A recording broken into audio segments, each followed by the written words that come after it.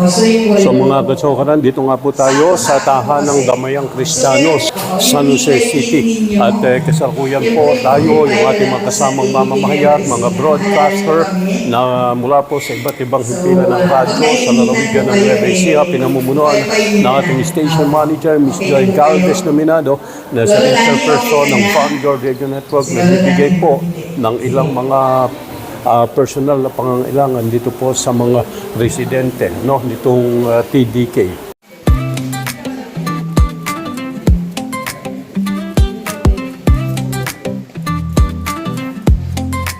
Halina tumutok na sa tinig ng masa ang kwento ng bayan. Dito mo maririnig lahat. Balita'y totoo, direkta malinaw, walang paligoy, bawat salita'y sigaw.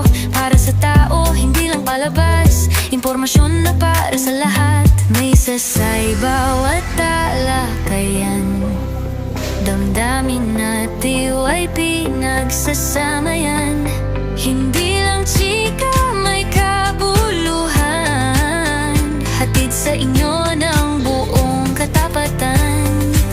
Halina't subaybayan, mga balitang dapat niyong malaman. Magkwentong may kabuluhan, makisalo, makilala, may kwenta ang kwentuhan.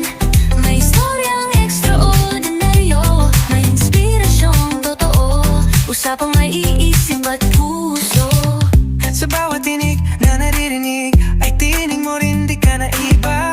Kasama ka sa bawat himig ng balitang para sa masa.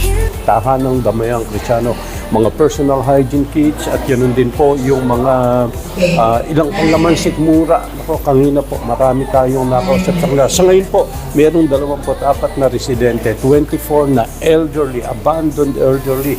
Ang ngayon ay kinakalinga dito po sa naturang pasilidad at meron din po mga teenagers, mga katsokaran.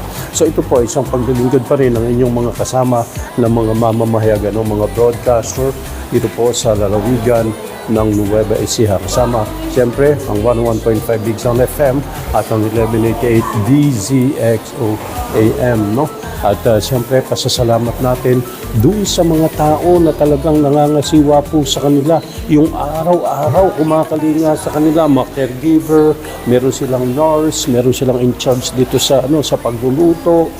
Sa lahat po, may nangangalaga talaga sa kanila. Dito po, sa naturang pasilidad na ito, TDK, na matatagpuan niya sa San Jose City. So napakaganda po na bagay, mga katsokaran, yung pagkalooban sila ng kaunti mang pagmamahal. At mga sisters natin dito na sila pong nag-aasikaso sa araw-araw, sa bawat sandali ng buhay nitong ating mga kababayan nato. Kanina may nakakwentuhan po tayo, isang 90-year-old na lola mula po sa bayan ng Licabe. Talaga namang sabi niya, dati ang lungkot-lungkot na ng kanyang buhay sapagkat doon nga po sa kanila, mga katsokaran, talaga, dahil siya lumalabas kapag walang kasama sa bahay. Pero dito, natagpuan niya po, meron siyang pamilya talaga na nangangasiwa at nangangalaga sa kanya. So talagang sabi niya, naging masaya ang buhay niya sa piling po ng mga kapwa may edad. So maraming salamat po, magandang umaga po sa ating lahat, mga katsokaran. Sumaatin po lagi ang pagpapala. Thank you very much.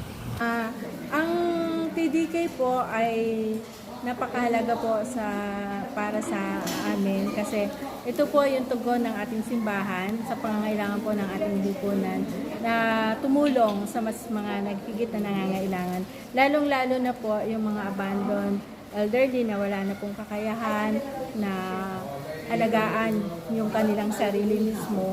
So, kaya po, ito po, sabi ko nga, ito po yung puso at isip ng dating obispo ni Bishop Roberto Malyari. Okay. Yung pong tulong na mula sa mga iba't ibang non-government organizations, gaano po kahalaga ito para sa atin? Mahalaga po ang tulong ng ibang organization kasi una-una doon po nanggagaling yung ibang pangangailangan po ng tahanan mula po sa gamot, sa mga pagkain, yan, saka po siyempre sa pagpapatuloy po na pag-aalaga po dito sa tahanan.